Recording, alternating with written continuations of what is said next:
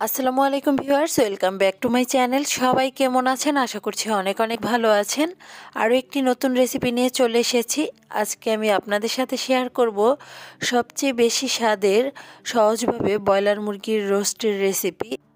আশা করছি অন্যান্য রেসিপির মতো এই রেসিপিটিও আপনাদের ভালো লাগবে। তো চলুন দেখে নেওয়া যাক কীভাবে এই রোস্টটি রান্না করতে হয়। এখানে আমি 4 পিস চিকেন নিয়েছি। তো আমি অল্প পরিমাণেই রান্না করে দেখাবো, আপনারা চাইলে কিন্তু পরিমাণটা বাড়িয়ে নিতে পারেন। তো এখন আমি এগুলোকে একটু কাঁটা চামচ দিয়ে কেচে দেব, যাতে ভিতরটা পর্যন্ত মশলা ভালোভাবে ঢুকে। যেহেতু এই মুরগিতে কিন্তু মাংসের পরিমাণটা বেশি থাকে, এই জন্য অবশ্যই এভাবে একটু কেচে নেবেন। যদি দেশি মুরগি দিয়ে রোস্ট করেন তাহলে কিন্তু এভাবে কেচে না নিলেও চলবে। আর এখন আমি সবগুলো একটু ভালোভাবে কেচে নিচ্ছি।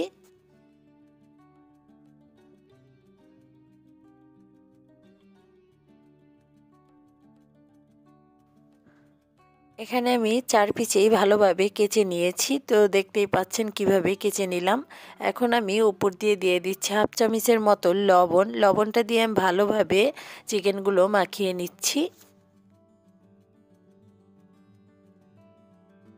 খেয়ে নেওয়া হয়ে গেছে, এবার আমি ভেজে নেব চিকেন। তো এই জন্য আমি চুলায় একটা প্যানে পরিমাণ মতো তেল দিয়ে গরম করে নিয়েছি।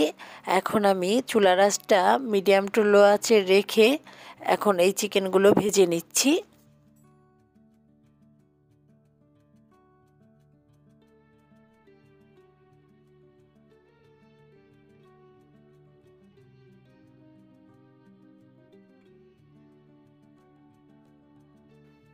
চিকেনগুলো আমি উল্টে পাল্টে ভেজে নেব।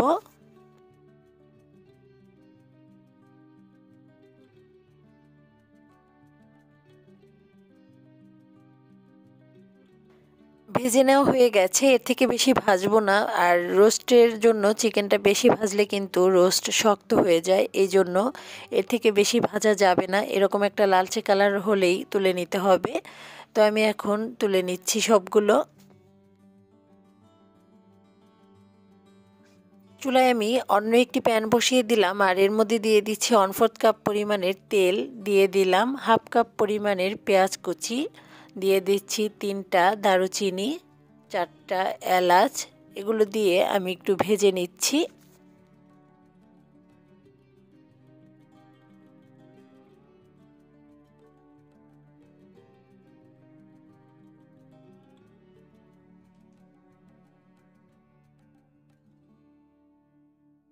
ভেজে নেওয়া হয়ে গেছে, এখন আমি এর মধ্যে এক এক করে বাকি মশলাগুলো দিয়ে দিচ্ছি। এখানে আমি 1 টেবিল চামচ পরিমাণের আদা রসুনের পেস্ট দিয়ে দিলাম, দিয়ে দিচ্ছি 1 চা চামচ পরিমাণের জিরা বাটা। তো এখন আমি এগুলো একটু ভেজে নেব, যাতে বাটা মশলা থেকে কাঁচা গন্ধটা না আসে।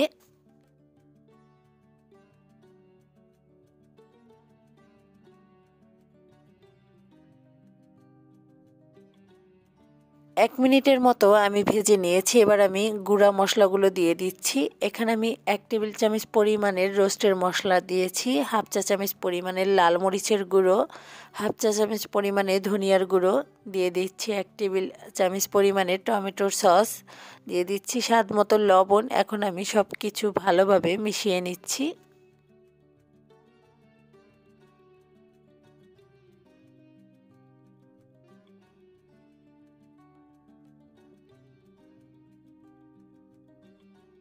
মশলাটা কষিয়ে নেওয়া হয়ে গেছে, দেখতেই পাচ্ছেন তেলটা কিন্তু উপরে ভেসে উঠেছে। এই পর্যায়ে দিয়ে দিচ্ছি 1 কাপ পরিমাণের লিকুইড দুধ।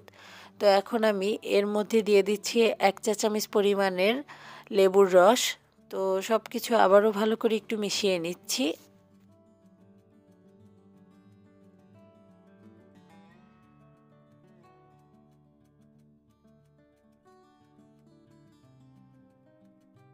দিয়ে দিলাম হাফ কাপ পরিমাণের পানি।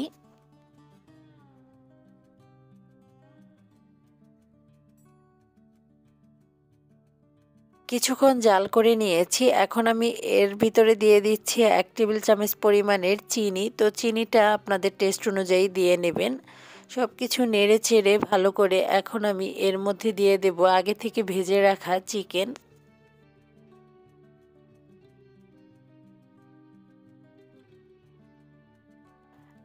এখন আমি একটু নেড়ে চেড়ে দিয়ে তারপরে আমি ঢাকনা দিয়ে রাখবো ঝোলটা টেনে আসা পর্যন্ত।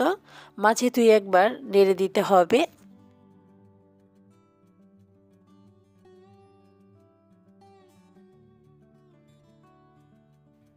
তো আমি ঢাকনাটা খুলে আবারও একটু ভালোভাবে সব সাইড দিয়ে নেড়ে চেড়ে দিচ্ছি।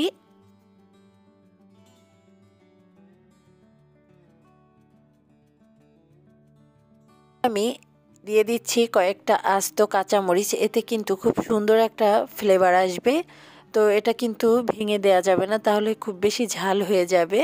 তো এই জন্য আমি আস্ত দিয়ে দিলাম, আর নামানোর আগ দিয়ে দিতে হবে। তো এখন আমি 2 থেকে 3 মিনিটের মতো রান্না করে নিয়েছি কাঁচামরিচটা দেওয়ার পরে। আর দেখতেই পাচ্ছেন এটা কিন্তু অনেক ঘন হয়ে গেছে। তো এই ঝোলটা কিন্তু আমি এতটুকুই রাখবো, এর থেকে বেশি ঘন করব না। তো এখন আমি চুলা থেকে নামিয়ে নেব। আর তার আগে দিয়ে দিচ্ছি উপর থেকে কিছুটা ব্রেস্তা দিলে কিন্তু অনেক বেশি ভালো লাগে খেতে। আশা করছি আমার আজকের রেসিপিটি আপনাদের ভালো লেগেছে। ভালো লাগলে অবশ্যই চ্যানেলটি সাবস্ক্রাইব করে দিবেন আর ভিডিওতে একটি লাইক দিয়ে দিবেন। সবাই ভালো থাকবেন, সুস্থ থাকবেন। দেখা হবে আবার অন্য কোনো রেসিপির সাথে। আল্লাহ হাফেজ।